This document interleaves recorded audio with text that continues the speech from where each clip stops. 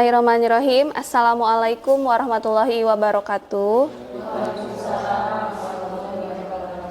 Ya, pertama saya ucapkan terima kasih kepada Bapak dan Ibu-ibu semua yang telah bersedia memenuhi undangan saya untuk acara pada hari ini, yaitu pengimbasan budaya positif aksi nyata modul 1.4 yang merupakan bagian dari rangkaian kegiatan calon guru penggerak angkatan 6. Yang akan saya bahas pada hari ini yaitu merupakan pengimbasan dari budaya positif. Pokok-pokok bahasanya diantaranya berupa perubahan paradigma, disiplin positif dan motivasi, pemenuhan kebutuhan dasar, posisi kontrol, restitusi atau segitiga restitusi, dan yang terakhir adalah keyakinan kelas. Baiklah, untuk selanjutnya ya, kita bahas mengenai perubahan paradigma. Bapak dan Ibu sekalian, paradigma yang kita ketahui adalah cara pandang kita terhadap sesuatu. Bisa dikatakan sebagai asumsi atau anggapan, atau secara singkatnya adalah pola pikir kita terhadap sesuatu. Nah, pola pikir yang seperti apa? Contoh kita di dalam kehidupan sehari-hari, dalam dunia pendidikan, kita beranggapan bahwa siswa itu atau murid kita bisa dikontrol oleh kita, gitu. Padahal sebetulnya murid itu tidak bisa dikontrol oleh kita sendiri, melainkan murid tersebut yang harus mengontrol dirinya sendiri. Coba Bapak dan Ibu sekarang praktekkan tangannya mengepal keduanya, mohon maaf. Nah, coba ke teman sebangkunya, suruh buka tangannya. Misalnya Bu Mita ke Bu Yola, Bu Mita nyuruh Bu Yola buka tangan Bu Yola. Buka tangannya Bu, gitu. Nah, jangan dibuka. Yang nyuruh buka, yang disuruh jangan mau dibuka. Ayo pertahankan, itu ada emasnya itu. Ayo pertahankan. Iya, pertahankan. Udah. Gimana sih rasanya?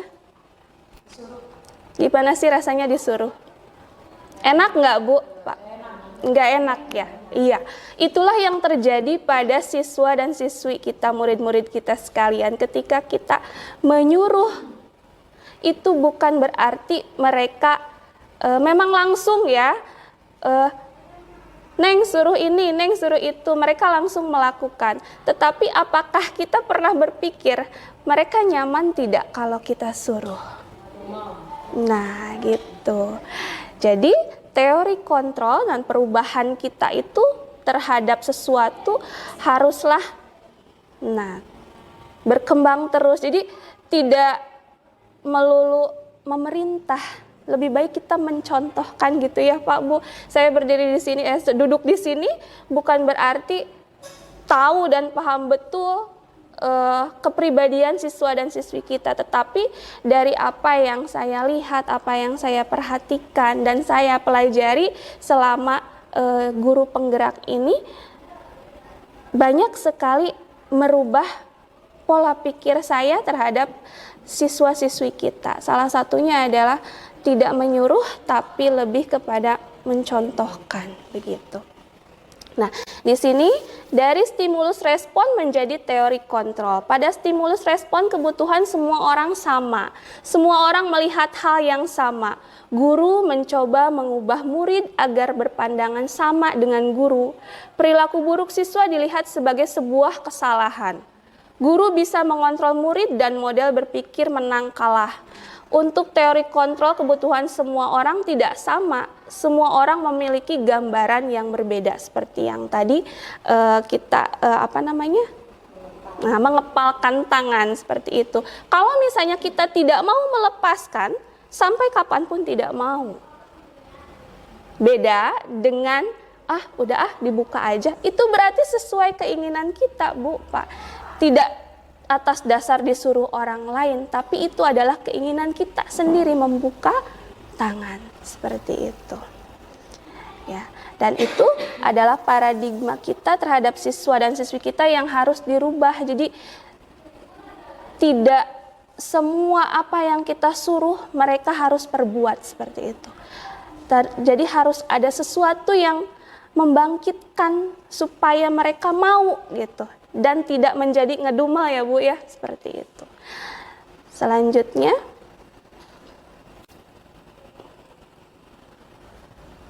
Nah, di sini ada disiplin positif. Makna disiplin yang Bapak Ibu tahu mungkin seperti apa? Disiplin. Mentaati. Ya, mentaati melaksanakan peraturan. Ya, mematuhi ya Bu ya, mematuhi apa yang dikatakan seperti yang tadi saya ucapkan ya. Disiplin sekarang telah berubah menjadi sesuatu yang dilakukan seseorang pada orang lain untuk mendapatkan kepatuhan. Nah, kecenderungan umum adalah menghubungkan disiplin dengan ketidaknyamanan, bukan dengan apa yang kita hargai atau pencapaian suatu tujuan mulia. Contoh begini, kalau misalkan tiap hari itu harus datang 7.15, anak-anak itu harus sudah ada di sekolah. Ketika mereka datang ke sekolah jam 7:40, mereka disebut terlambat ya Pak, Bu, terlambat. Tetapi untuk anak yang datang jam 7.00, kira-kira anak tersebut keinginan sendiri atau karena mematuhi peraturan? Mematuhi peraturan ya, bukan karena keinginan sendiri. Nah, seperti itulah disiplin yang ada di kehidupan kita sehari-hari. Dan kita juga sebagai guru-guru memang menyadari itu bahwa disiplin itu terbentuk karena sebuah peraturan begitu, ya. Nah, apa yang akan kita kembangkan saat ini adalah nih Bu. Nah, ini dia motivasi perilaku manusia. Menurut Diane Goosen dalam bukunya Restructuring School Discipline menyatakan bahwa 3 alasan motivasi perilaku manusia antara lain. Yang pertama, nah tadi menghindari ketidaknyamanan atau hukuman. Ini biasanya murid lakukan ketika datang ke sekolah tepat waktu. Karena apa? Karena satu, ketidaknyamanan dan takut dihukum itu. Berangkat pramuka karena bukan mereka ingin pramuka, tetapi karena apa? Iya, takut dihukum dan tidak nyaman ketika tidak melakukan itu, seperti itu. Nah, murid pun akan bertanya seperti ini, apa yang akan terjadi apabila saya tidak melakukannya? Ya, Bu, kalau saya tidak melakukannya, gimana? Sering kan kita mendengar hal seperti itu? Iya. Yang kedua, untuk mendapatkan imbalan atau penghargaan dari orang lain. Nah, murid sering bertanya, kalau misalnya saya mengerjakan ini, saya dapat apa Bu? Sering nggak Bu seperti itu? Iya, sering ya.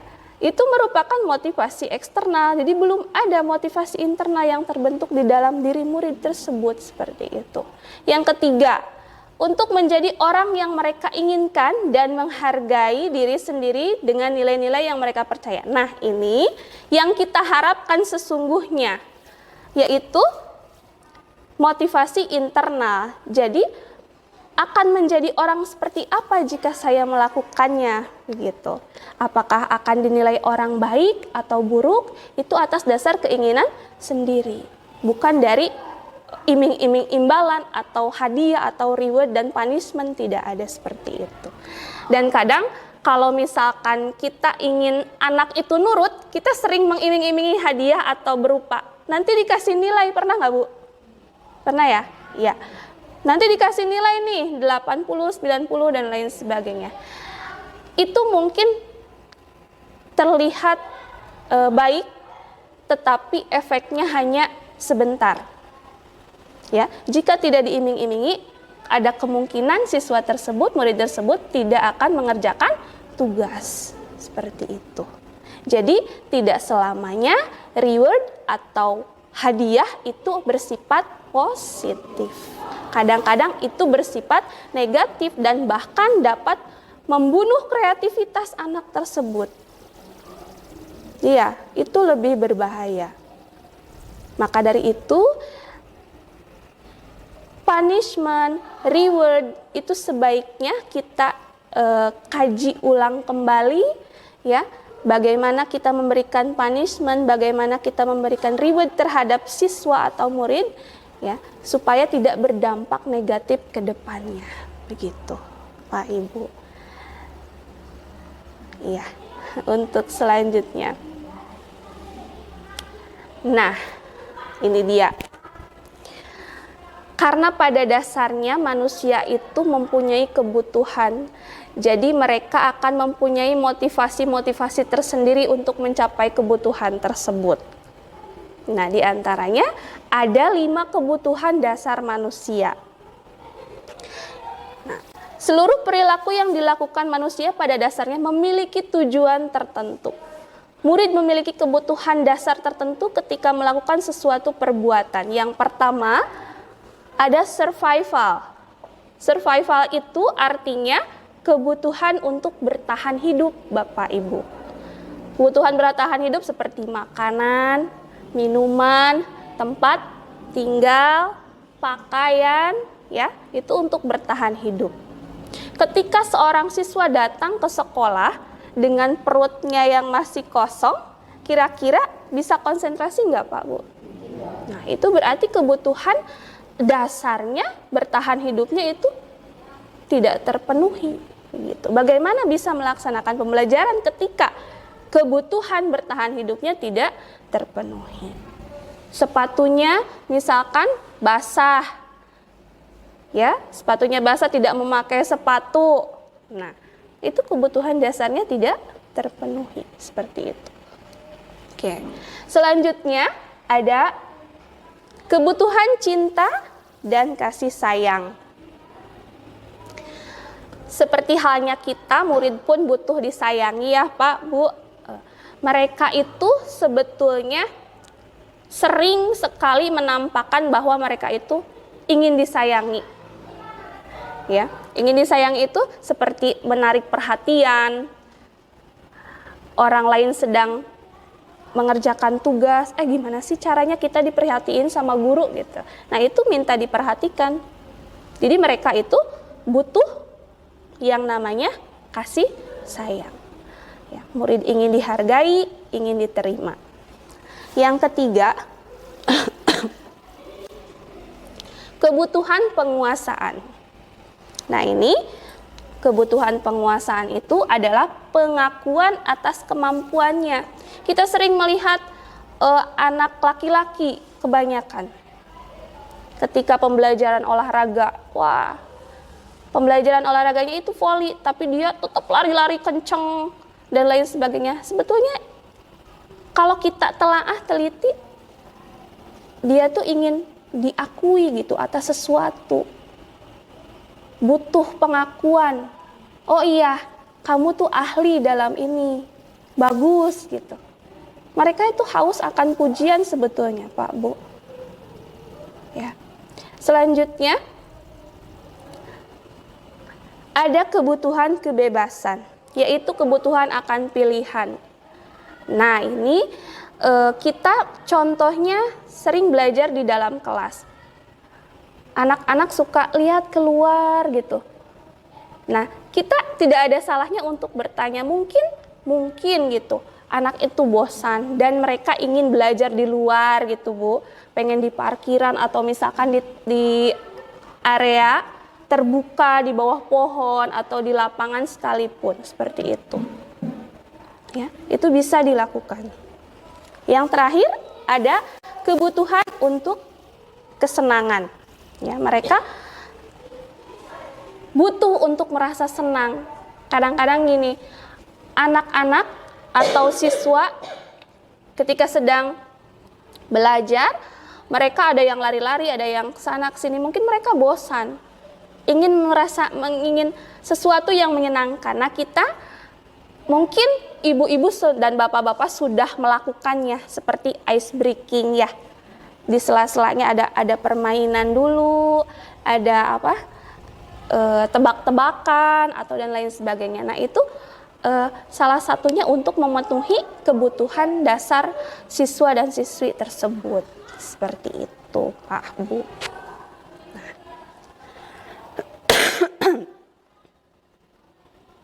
Selanjutnya ada posisi kontrol guru. Nah, ini posisi kontrol sebagai pemantau, ada sebagai pengawas atau pemantau. Guru bertanggung jawab terhadap perilaku siswa yang diawasinya. Ini ada 5, Bu.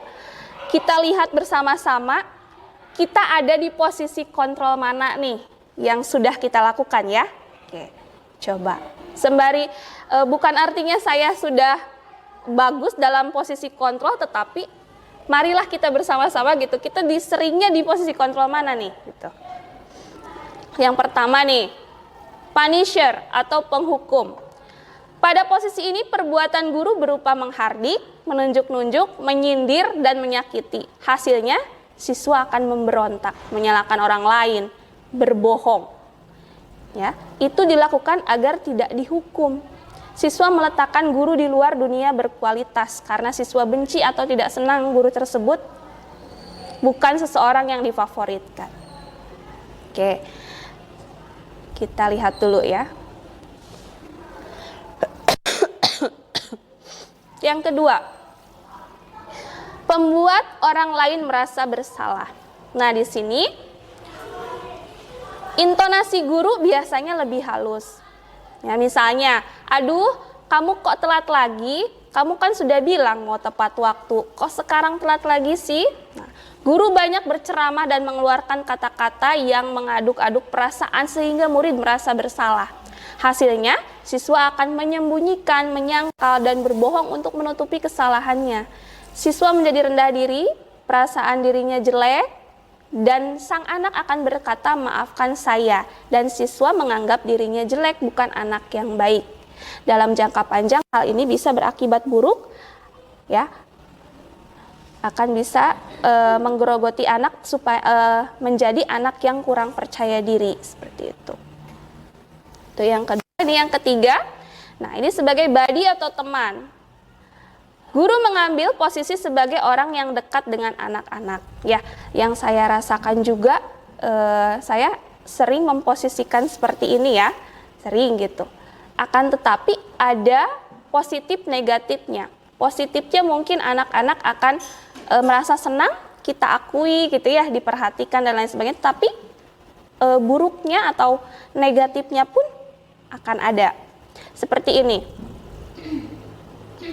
Nah,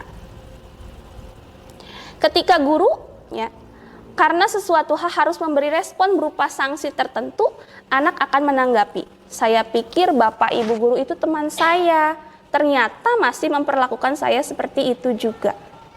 Nah, itu kadang anak mungkin tidak menunjukkan, tetapi dalam diri anak itu pasti ada 1 atau 2 orang berpikir seperti itu, jauh dalam hatinya, ya, seperti itu.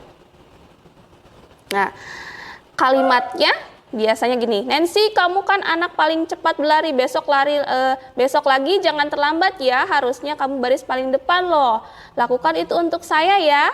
Nah, biasanya seperti itu, demi ibu ya, semangat ya. Nah itu kadang-kadang saya juga merasa itu efektif gitu, akan tetapi ada sisi negatif, ada sisi positifnya begitu.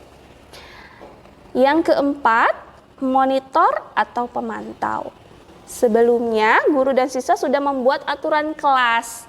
Nah, ini di dalam peraturan kelas tersebut biasanya tercantum hal-hal apa yang sudah disepakati. Nah, posisi ini jika siswa tidak disiplin, guru lebih santai.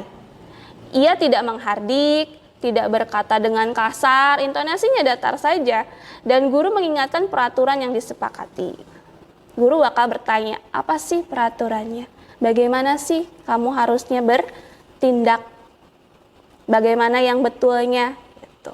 Sesuai dengan peraturan. Jadi guru menghitung, mengukur, dan memberikan konsekuensi. Nah, terakhir biasanya suka gini, kamu tahu nggak konsekuensinya apa? Itu kan, kalau kamu kesiangan konsekuensinya apa? Nyapu bu misalnya, atau harus membersihkan kelas bu, atau mesti pungut sampah bu, mereka pun akan tahu. Nah itu kita ada di dalam posisi monitor atau pemantau.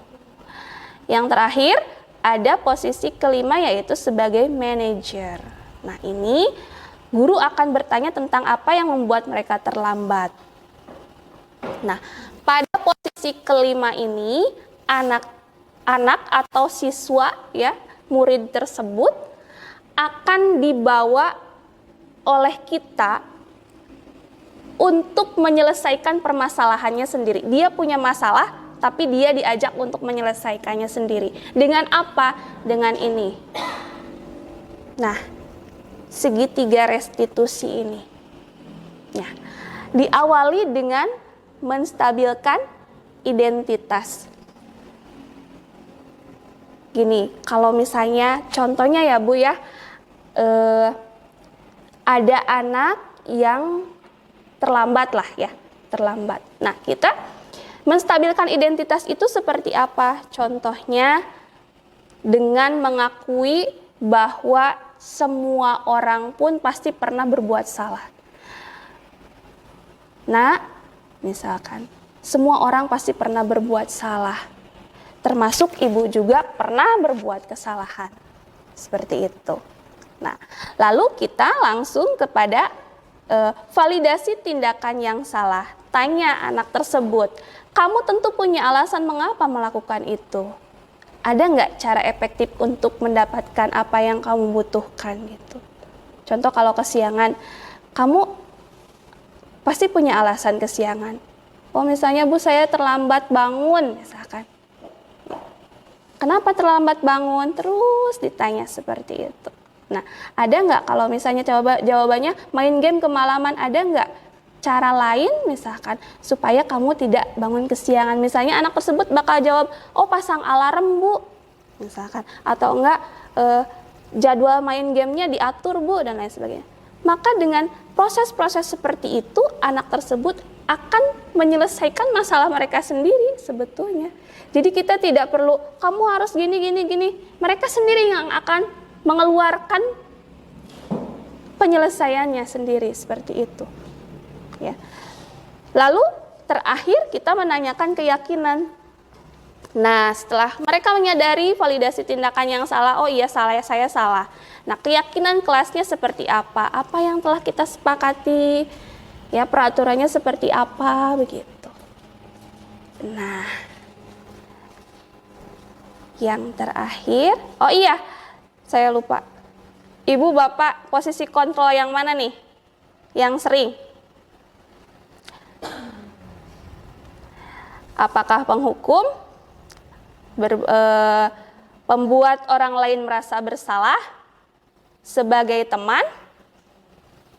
Sebagai pemantau? Atau manajer? Kira-kira nih, Bu. Yang mana? Bu Siti? Sebagai teman. Ya, sebagai teman. Ada yang sebagai pemantau. Ya. Dan saya pun tidak tidak menutupi diri sendiri, masih sebagai penghukum, Bu. Saya masih sebagai seorang penghukum, tetapi ya tapi sedikit demi sedikit ya Bu, kita sama-sama, oh iya kita jangan sebagai penghukum terus nih. Nah, untuk posisi yang paling bagus adalah ini, posisi kelima. Nah, bagaimana cara kita menjadi posisi yang kelima ini gitu, kita berusaha bersama-sama ya Pak Bu. Mulai dari sekarang kita berusaha untuk menjadi posisi kelima ini ya, sebagai seorang manajer. Yang kita aplikasikan apa? Ini dia ya, tadi segitiga restitusi, seperti itu. Nah, tadi kan ada keyakinan. Keyakinan apa sih? Bukan keyakinan agama di sini ya, tetapi keyakinan kelas, Pak, Bu. Mungkin di kelas 7A sudah ada itu, ada tempelan-tempelan berupa sticky note. Nah, itu sudah saya buat. Sebetulnya dengan kelas D juga sudah saya buat, 7D, tentang keyakinan kelas. Keyakinan kelas itu bukan peraturan seperti yang ditempelkan, ada peraturan kelas itu. Tidak seperti itu, tetapi lebih kepada kata-kata yang sifatnya lebih umum, Bu. Lebih umum.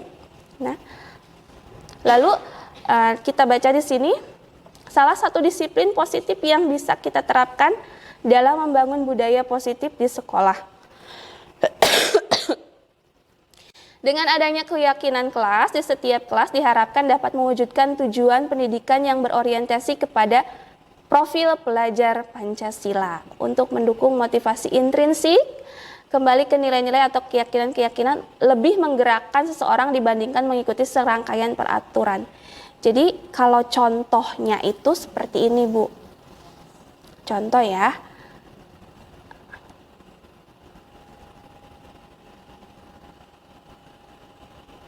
Nah, contoh ini dari Google. Ya, contohnya ini keyakinan kelasnya. Nah, bekerja sama menjaga kebersihan kelas. Itu bukan peraturan, bukan bunyinya harus apa, enggak. Tetapi lebih kepada kata-kata yang bersifat umum begitu.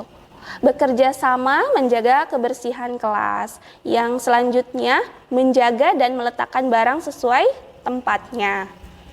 Ada mengerjakan tugas tepat waktu, saling peduli, menghargai dan membantu orang lain, tepat waktu dan aktif di kelas. Kata-kata seperti ini pasti bertanya-tanya, apakah harus dibuat oleh wali kelas? Itu tidak harus dibuat oleh wali kelas, bahkan harusnya itu seluruh guru itu membuat, Pak, Bu. Tidak usah banyak-banyak. Ya, satu guru misalkan ada 5 kesepakatan kelas. Nanti kalau misalnya sudah ada 5, nanti guru yang lain coba cari kesepakatan kelas yang lain begitu. Itu bisa dilakukan. Nanti di kelas dipajang. Nah, contoh yang sudah saya lakukan, seorang anak di kelas 7A yang mungkin Bapak Ibu sudah tahu, dia sering bolos di pembelajaran terakhir ya. Sering bolos di pelajaran terakhir. Ketika saya membuat kesepakatan kelas tersebut, dia sendiri yang bilang tidak boleh bolos pembelajaran. Dia yang nulis, dia yang tanda tangan. Dan ketika itu pernah mau bolos lagi. Saya biarkan. Dan ternyata dia balik lagi. Kenapa balik lagi? Kata saya. Ditanya besok harinya. Kenapa balik lagi? Orang saya yang nulis ini, Bu, katanya seperti itu. Mungkin Bapak Ibu sudah tahu siapa orangnya, tidak perlu saya sebutkan. Itu orang saya yang nulis ini, Bu. Nah, hal-hal seperti itu yang ingin gitu. Ingin kita kembangkan di sekolah kita tercinta ini.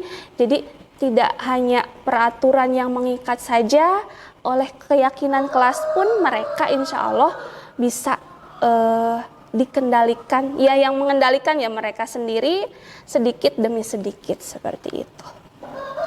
Ya, mungkin itu saja yang dapat saya sampaikan pada kesempatan kali ini.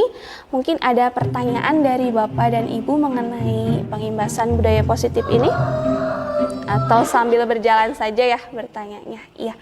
Terima kasih atas segala perhatiannya. Mohon maaf atas segala kekurangan. Terima kasih atas waktunya.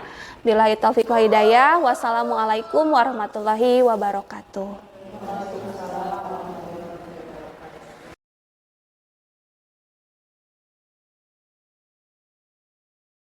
Assalamualaikum warahmatullahi wabarakatuh. Saya Lilis dari SMP Negeri 2 Sidamuli. Kebetulan saya rekan sejawat dengan Ibu Leni Yuniarti Rahayu SPD selaku pengajar bahasa Sunda. Beliau adalah guru penggerak. Mengenai pembahasan budaya positif yang sudah dilaksanakan di sekolah kami, saya merasa termotivasi untuk selalu menerapkan budaya positif di lingkungan sekolah kami dan tentunya akan mengaplikasikan keyakinan kelas itu pada kelas saya.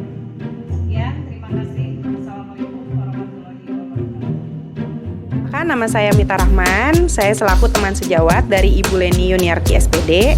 Setelah mengikuti pengibasan budaya positif, saya merasa lebih termotivasi untuk menerapkan disiplin positif. Salah satunya dalam membuat keyakinan kelas dan mempraktikkan segitiga restitusi.